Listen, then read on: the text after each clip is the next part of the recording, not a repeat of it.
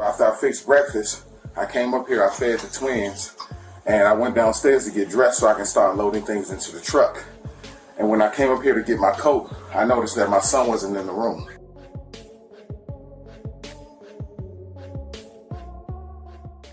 The city of Hampton in Virginia holds a rich history that's deeply intertwined with the story of the United States. It was established by English colonists led by Captain Christopher Newport in 1610 and is one of the oldest continuously inhabited English-speaking settlements in the country. During the colonial era, it grew into a significant trading hub due to its location on the southern end of the Virginia Peninsula. During the American Revolution, the British raided and partially burned down the town in 1775. Following the Civil War, the town underwent significant changes during the Reconstruction period. Institutions, like Hampton University, originally the Hampton Normal and Agricultural Institute, were established to provide education and vocational training to newly freed African Americans. Hampton continued to evolve throughout the 20th century, experiencing growth in industry, particularly the establishment of Langley Air Force Base and NASA's Langley Research Center. Today, it's a thriving city with a diverse population and a strong military presence. It was close to 9 a.m. on the 31st of January 2022 when the dispatch centre in the city received a phone call. Hampton 911, where is your emergency? Oh, yes, I think my son is missing. What's your address? It's Ranelette Drive. You said you think your son is missing? Yes. Why do you think that? He explained further. I just went out, I got up and got dressed because we were supposed to be moving today, right? Mm-hmm. After I fed the babies, I went and got dressed, and when in the room where he was supposed to be at, I went in there to get my coat, and he wasn't in there, so I ran outside, looked everywhere, tried to find him. I don't know where he's at. Okay, how old is he? He's 4. He's 4. The call was from a man named Cory Bigsby. Okay, do you know what he was wearing, and when's the last time you saw him? Yes, last night I saw him. He tapped me, asking me can he go outside, and sometimes he usually creeps outside at night. Okay, what's his name? I just need help finding him. What's his name? Cody. His 4-year-old son, Cody, had vanished from his Buck Row Point apartment in the 100 block of Ranelette Drive. Okay, how tall is he approximately? I don't know. Okay, what was he wearing last night? Do you remember? I want to say like he's like 3'5". No, he wasn't wearing pajamas. He was wearing black sweatpants. He was wearing black socks, and he had on a black shirt. Okay. Have you checked the entire house? See if maybe he's hiding anywhere? Yes, I have checked the entire house, the closets and everything. Okay. He had on Spider-Man. I think he had on his Spider-Man flip-flops because they're not here. And his black jacket is missing.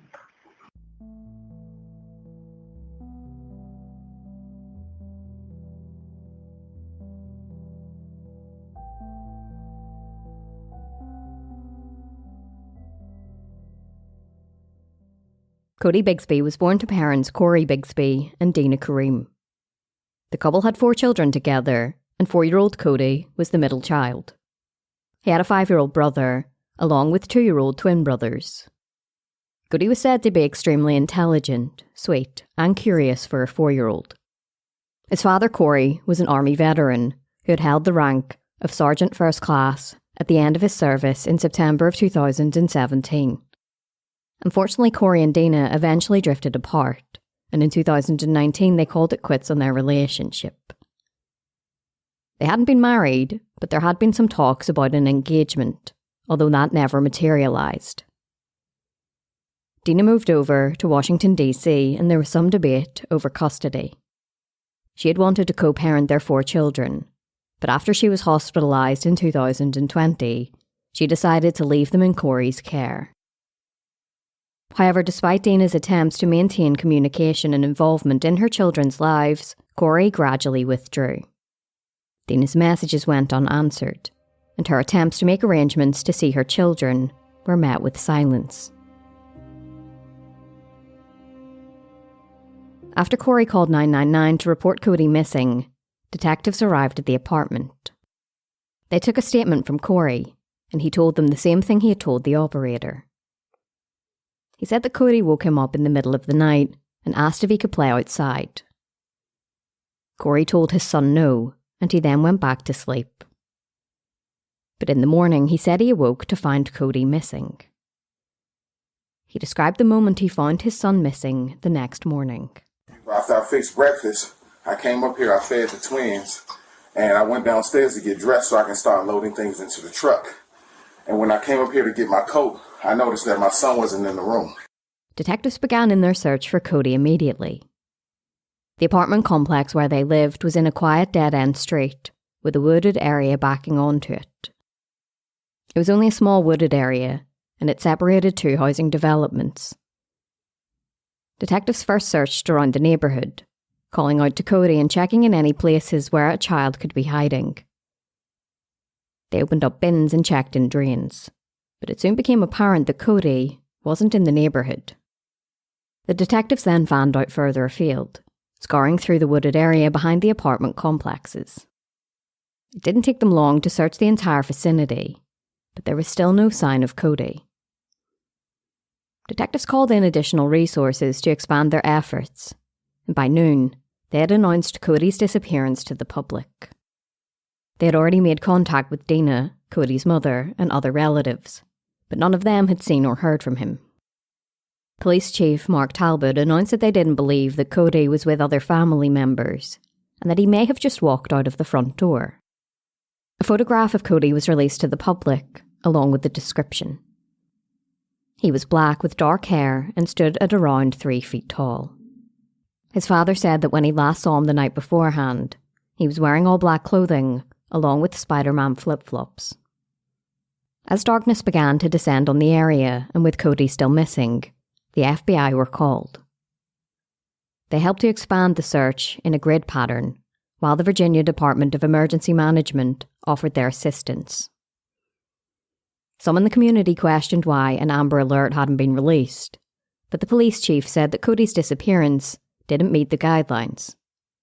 For an Amber Alert to be issued, there needs to be reasonable belief that an abduction had taken place. Detectives also had to believe that the child was in danger of serious bodily injury or death. The lack of an Amber Alert didn't stop the community from coming together to help search for Codi. Some of them formed search groups and searched in the neighbourhoods that surrounded Codi's neighbourhood. One local named Richard said to 10 on Your Side, "I have grandkids at the house. One of them happens to be 4 years old, and if it was him, I'd be out there searching for him as well. So I mean, somebody's got to be out there to find these kids." To share Codi's disappearance far and wide, a group of women set up a Facebook page where they shared information about Codi and his disappearance. As the search efforts intensified, detectives urged community members with surveillance systems or ring cameras to review their footage, hopeful for any clues. Police Chief Talbot held a press conference. We, in particular, are interested in even more help from the public than we've already received. We would like anyone in this area or who has been close to this area recently to look at any surveillance video that they may have, look and see if there are any photos that they may have captured in this area that may have something that we would be interested in. If there is anybody who has any knowledge of the last time Codi was out and about in the city of Hampton or elsewhere, we want to know. Perhaps a camera captured Codi walking away from the apartment late at night. Or worse yet, somebody abducting him.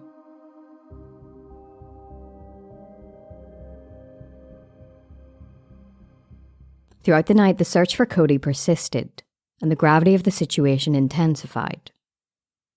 With temperatures plummeting into the 30s, the chilling realization dawned that if Codi had indeed ventured out alone, he now braved the elements in nothing but pyjamas and flip-flops. As dawn broke, the search escalated. The rhythmic thum of the FBI helicopter could be heard overhead, along with planes canvassing the skies and drones buzzing. In a display of solidarity, hundreds of volunteers mobilised, each lending their determination to the search effort. One of them, Yolanda Jones, commented in the media, "I couldn't sleep last night thinking about Cody, so I had to come out here and at least try to help the search for him." Meanwhile, the keen senses of canine sniffer units combed the terrain, their noses attuned to any trace of Cody's presence. While the search for Cody persisted, Cory agreed to go to the police station to provide them with as much information as possible. But while detectives were speaking with him, the investigation uncovered some disturbing information. Nobody had actually seen Cody for almost 6 months.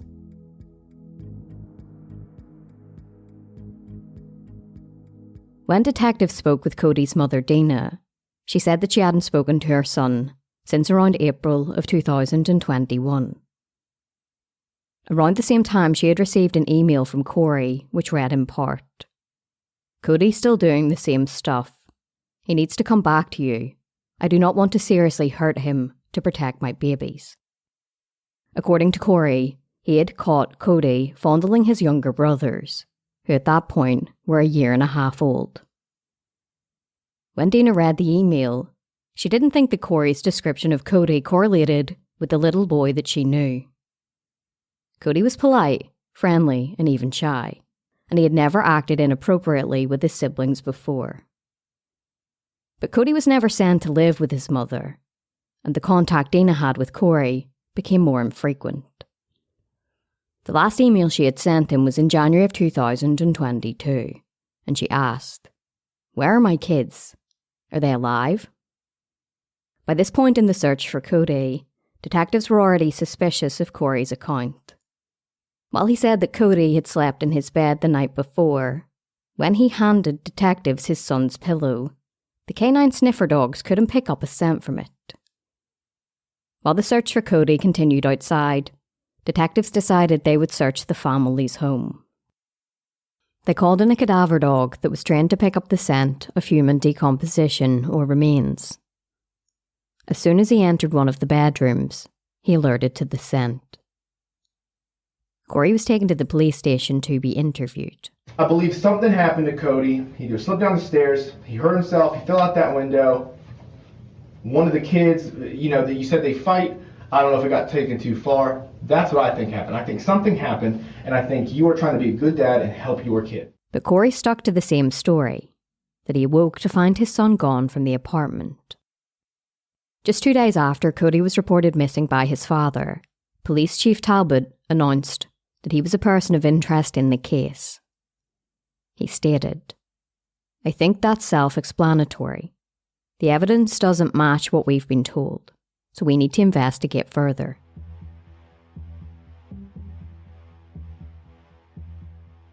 On the 3rd of February, Cory was arrested on 7 counts of felony child neglect. These charges had come after Cory admitted to detectives during his interview that he often left Cody and the other children home alone. The oldest out of the children was only 5 years old, but despite this, Cory often left them alone for long periods. On one occasion, he had even left them home alone for over 3 hours when he went to purchase a vehicle in Norfolk. He told the detectives that the children were too much of a burden to take along with him whenever he left the home, so he preferred to just leave them home with no means of contact. While announcing the charges, detectives said they were still searching for Cody. They were now trying to figure out exactly when he was last seen alive, and well, by anybody. They strongly believe that Cody had disappeared long before that phone call came in. On the 6th of February, the community came together for a candlelight vigil to raise awareness to Cody's disappearance. With candles in hand, the community prayed for his safe return. The community had also galvanised to create a memorial for Cody, something to serve as a beacon of hope that he was coming home. It started at the fence behind Hampton Soccer Park, and had since grown with candles, balloons and stuffed animals. A large sign with his name hung on the gate, while other signs showed pictures of him. One woman, Tanya Johnson, commented that her children had wanted to drop off a teddy bear. She stated, "They felt like he's alone and he needed something to kind of make him feel comfortable because they think he's here." But by the 12th of February, the search for Codi had been scaled down. The detectives firmly believed that Codi had been killed, and they were now trying to figure out what had happened. Sergeant R.C. Williams commented, "Our search efforts will now be more isolated and intelligence-focused, based on information gleaned from the investigation." Of course, detectives were still searching for Codi, but they were really now searching for a body, and needed to investigate Codi in an effort to figure out what he had done. But while the investigation was ramped up, a piece of evidence was discovered just a stone's throw away from the family's apartment.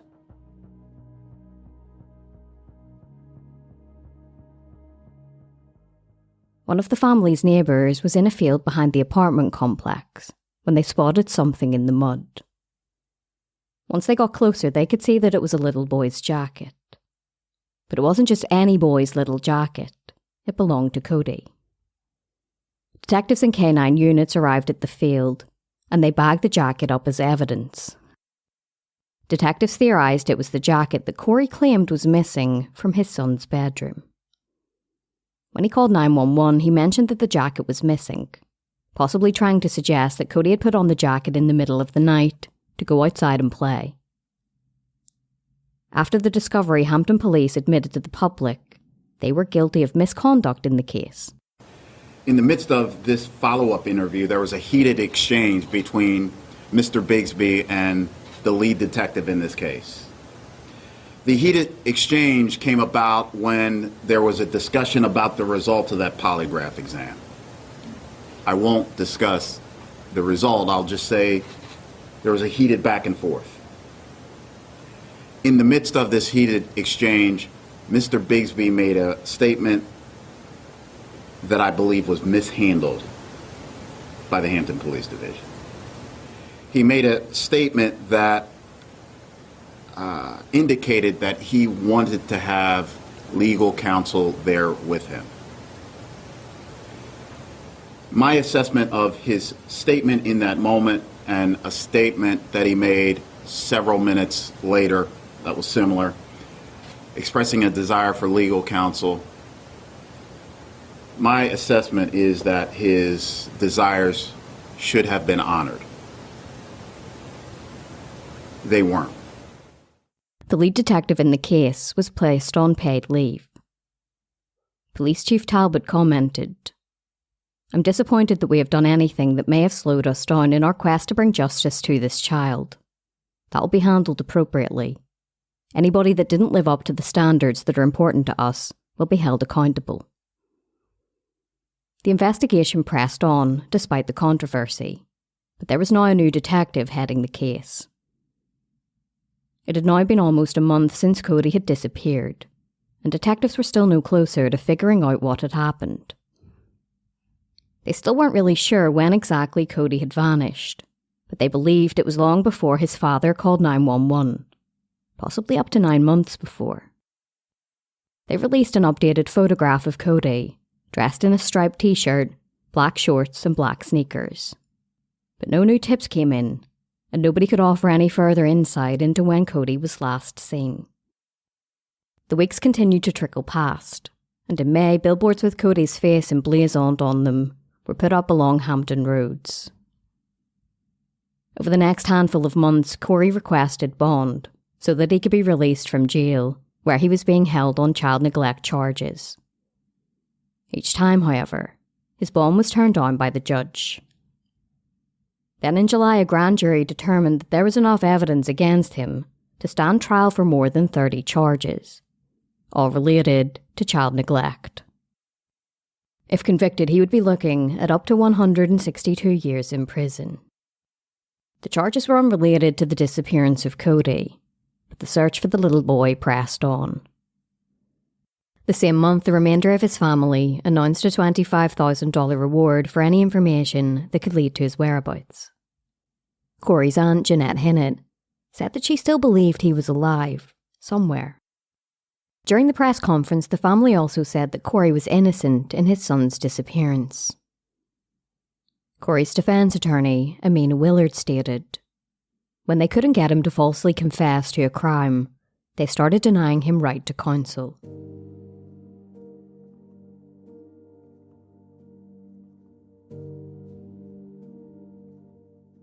In January of 2023, the one-year anniversary of Cody's disappearance rolled around. The community gathered for a candlelight vigil, which began where the search for Cody began. They prayed for his safe return, but the fact that it had been a year since he was reported missing weighed heavily on their minds. 2 months later, a judge ordered that Cory be sent to a psychiatric hospital in Williamsburg for mental health services. This came after a psychological evaluation by Dr. Weir Ziemer found that he was incompetent of assisting in his own defence in his upcoming child neglect trial. In his report, he wrote, "Bigsby possesses factual understanding of the judicial processes, but lacks a rational appreciation of his legal circumstance or the ability to cooperate with counsel in his defence." Cory had said to the psychologist that he didn't recognise the names of his children listed in the indictment. By now, Cory's mental state had been examined a number of times. The first examination found that he was competent to stand trial, but a later one found that he wasn't. Cory's defence attorney commented in the media, "First, he lost his child. Now he's losing his mind."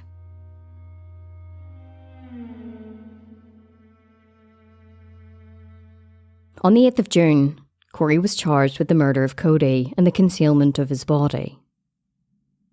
The search for Cody had pressed on, but detectives now said they were searching for a body. Even if they didn't find one, Cory would still be facing trial in what's known as a no-body trial. They're not common trials, but there had been 10 known such cases in the state of Virginia. These kind of cases are much harder for prosecutors, who will need to rely on circumstantial evidence. The detectives working on the case believed that Cody had been killed on or about the 18th of June 2021, 6 months before he was reported missing by his father. In announcing the charges, Police Chief Talbot stated, "A lot of us, even given the fact that many of us have never met Codi Bigsby, have been emotionally attached to him since the day this whole thing broke. The fact of the charges themselves aren't much of a surprise, having had an inside view of the evidence for so long." By now, Cory had left the psychiatric facility after he was restored to competency. He had been given antipsychotic and anti-anxiety medications and had met 4 times with a restoration counsellor.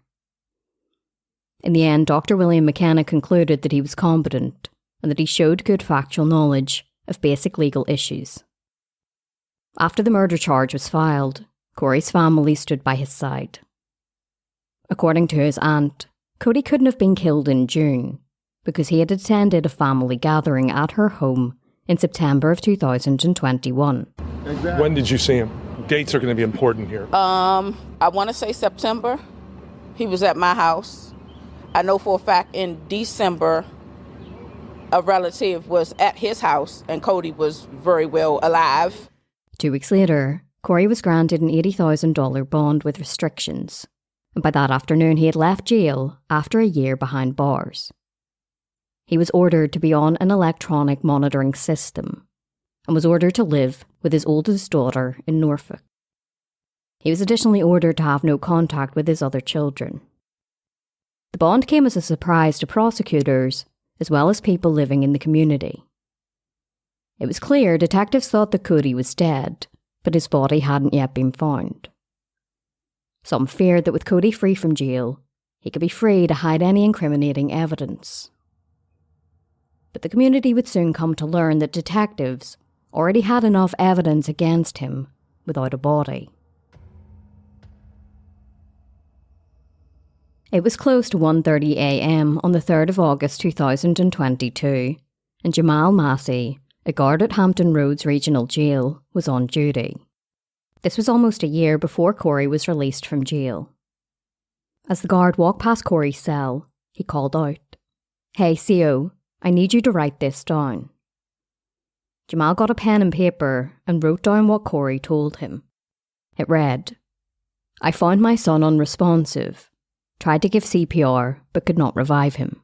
Tried several times. I begged God to save him. I decided to walk outside and spoke with God. Back to house, check on my son to see if he was breathing, and tried a long time to realise he was not coming back. I put him in a trash bag, put him in my car, which sat for 3 days. The letter also included a location where Cory had buried Codi in Maryland, behind a building on Garrett A. Morgan Boulevard in Prince George's County. Cory then signed the confession, and Jamal sat down and prayed with him. He later recollected, I'm a praying man, and I began to pray with him. Speaking about the confession, Jamal recalled, I had to leave the building to gather myself. You think you've seen it all after 20 years in the military. This moved me to a different mental state. Jamal then called his supervisor, Lieutenant Katrina Evans. She made her way to Cory's jail cell. The officer that was just up here, you had her write something down. What was that? That was a written confession. No, I'm just tired of this crap going on in my head, man. What's in your head? I'm hearing voices. Cory said that he was hearing voices, and Lieutenant Evans handed him a piece of paper and pen and asked him to write his confession down. In the confession, Cory wrote, I, Cory J. Bigsby Sr., am confessing that on January 30th, 2022, I stepped outside my apartment to get some items out of my car to wash clothes, and when I returned I found my son, Codi Josiah Bigsby, laying at the bottom of the steps unresponsive. He must have fallen. I then tried to revive him by administering CPR several times, over and over, until I couldn't anymore. Then I prayed. I stepped outside for a few minutes and talked to God as I prayed. I asked God to allow my son a second chance. Then I administered CPR again, but got no response, so I panicked and prayed. After that, I placed him into a trash bag, and I placed him into the back of my truck. On the 21st of January, around 3:30 a.m., I took him to Garrett A. Morgan Boulevard and placed him in a receptacle bend. After I realised it was a trash can, took him out and put him into a hole I dug beside a tree inside the tree line. He has tape around his ankles and wrist, a cowboy rug under him, Beats headphones in his ears. I then ate and placed his bike and some trash after I ate at the scene. After the confession, detectives descended on the area where Cory said he had buried Codi, but no trace of him was ever found. Then in December of 2022, prison guard Ivana Cotta was doing a security round when Codi handed her a letter. In the letter, Cory had written that he had found Codi unconscious and tried to revive him. He wrote that he was confessing again in part because the police is conducting these crimes and I can't take it anymore. Cory was put on suicide watch and was then moved to a new cell. Ivana was sent to do an inventory of his belongings, and she came across a notebook.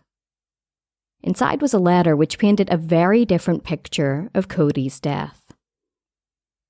Cory had written that on the 18th of June 2021, he had beaten Codi with his fist until he went into cardiac arrest. He said that he grabbed Codi, dragged him into the kitchen, and then beat him. After Codi went into cardiac arrest, Cory wrote that he had tried to perform CPR and then put some water on him in the bathtub.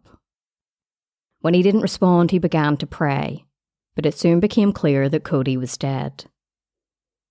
The letter read in part, I held him and prayed to God that he'd bring my baby back. Then I took him into the room and laid him on the bed. Cory wrote that he drove to the gas station and purchased some snacks before he wiped feces on Codi, put him in a bag, and then put him in the fridge.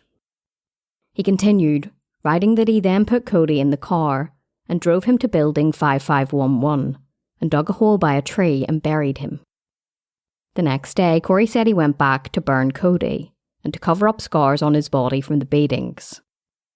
He signed off with, Please accept my confession. Sincerely, Codi Bigsby. After this information was made public, Cory's defence attorney tried to get it thrown out of evidence. She argued that the confessions were made under duress and were therefore false. However, the judge ruled that the prosecution could use the statements in the upcoming murder trial.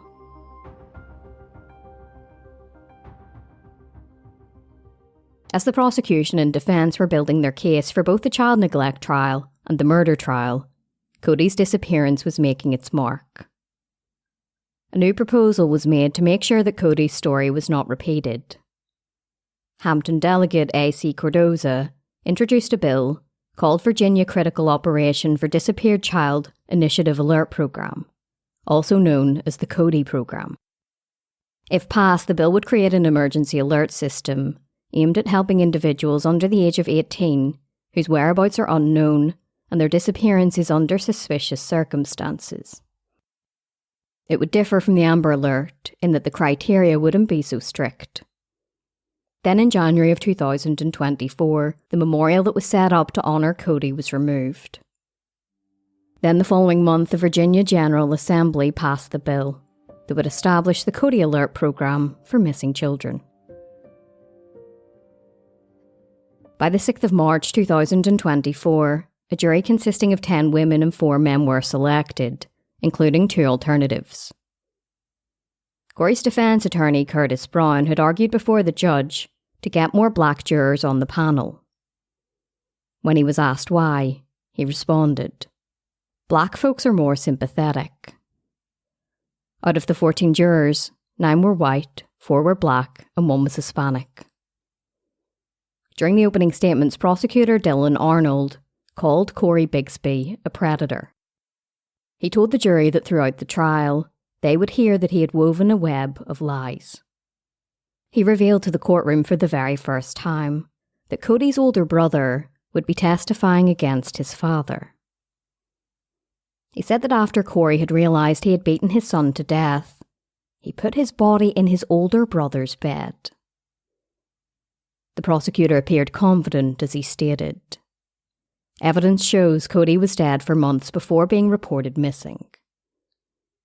The prosecutor also said that the evidence would show that Cody had been systematically abused by his father before he was ultimately killed. Defence attorney Kenneth Singleton said during his opening statements that Cory didn't kill his son. Instead, he said that Cody woke up in the middle of the night and wanted to go outside and play in the snow. He said that Cory told his son to go back to bed. The next morning, Cory awoke to find his son missing and frantically called 911. He said that Cory's written confessions were coerced and that Cory had no clue what had happened to his son. He stated, "Evidence will come out that Cody was alive in June 2021, the fall of 2021, and into January 2022. He said that finding Cory not guilty wasn't going to be popular, but it would be the jury's only option." The proceedings got underway with the first witness, Cody's mother, Dina. She testified about the breakup and Cory getting custody of the children.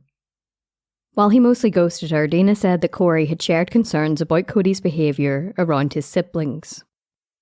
She read aloud the email he had sent her in April of 2021, in which he said he didn't want to severely hurt Cody to protect his other children.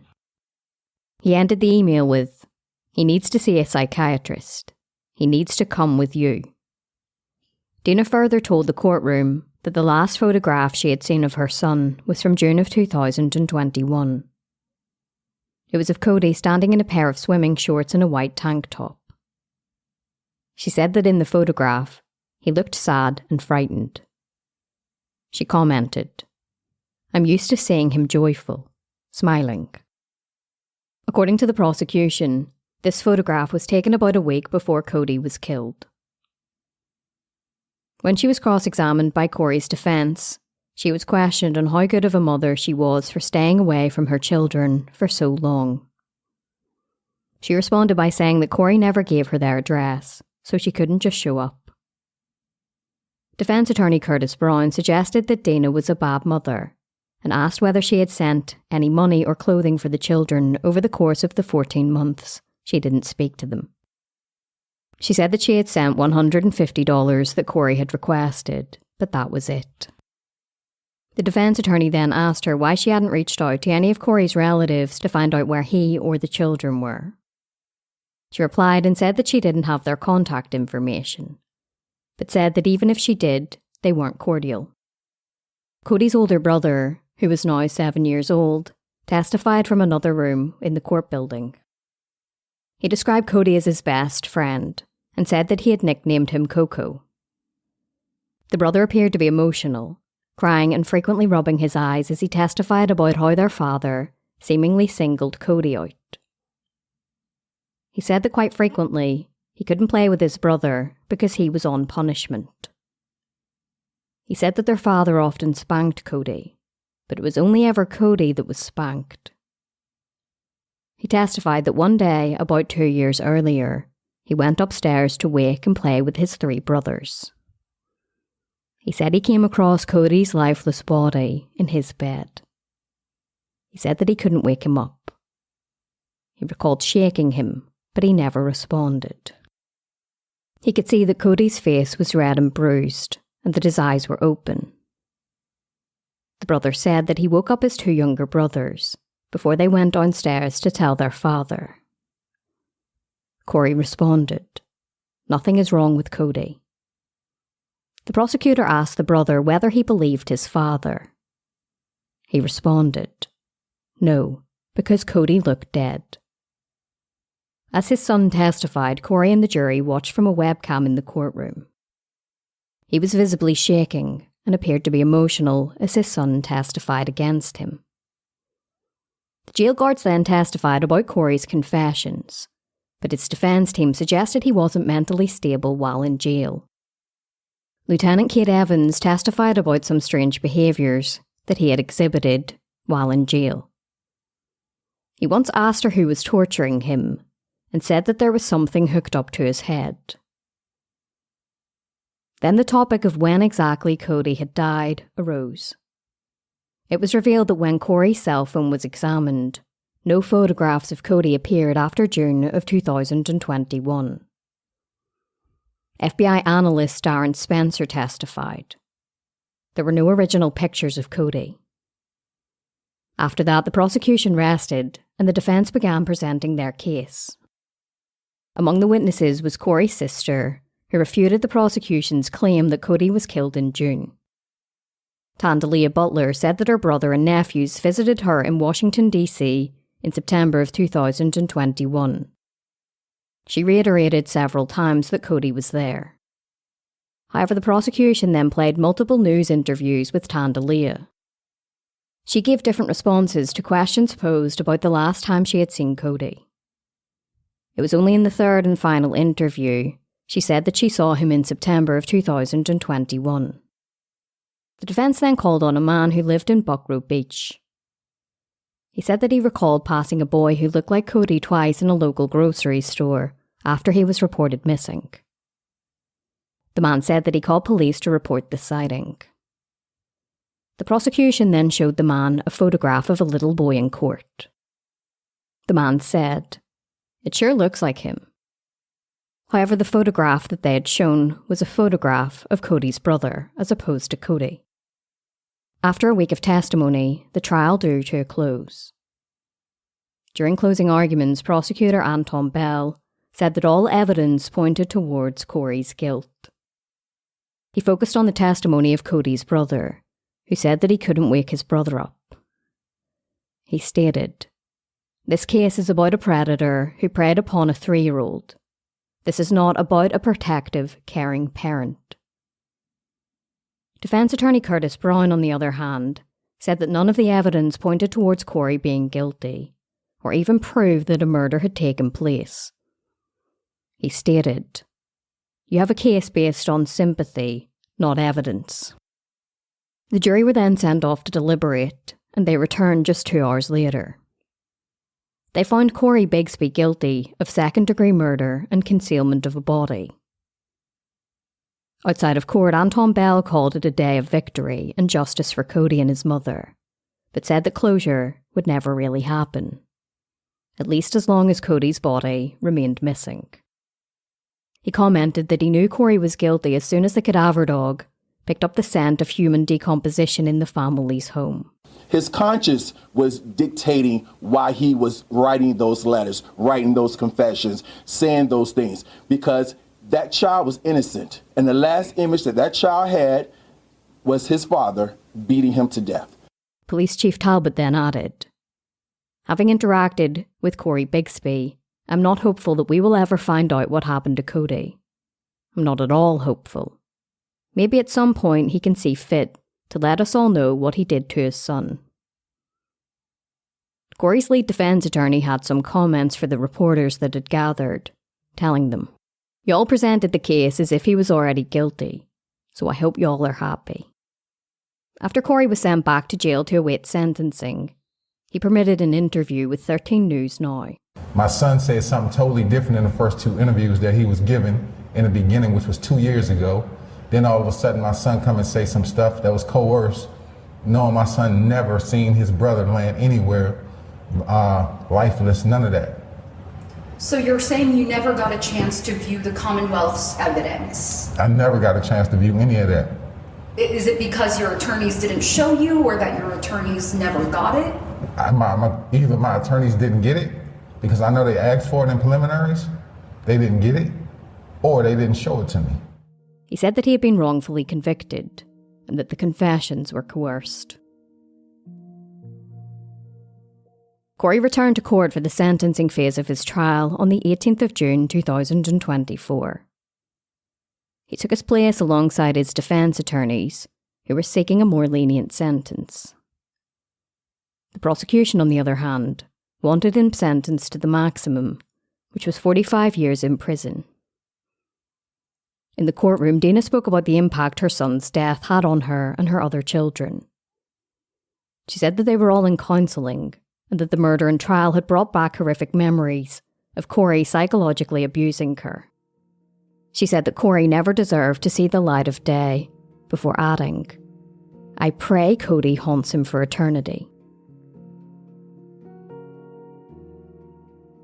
The judge ultimately agreed with the prosecution and sentenced Cory Bigsby to 45 years in prison.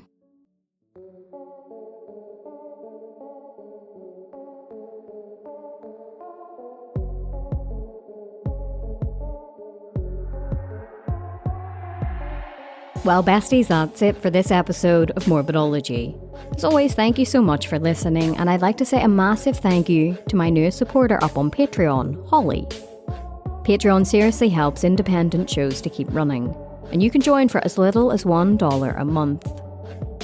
In exchange for your support up on Patreon, I upload ad-free and early release episodes, bonus episodes of Morbidology Plus, behind the scenes, and I also send out a handwritten thank you card along with some cool Patreon exclusive merch.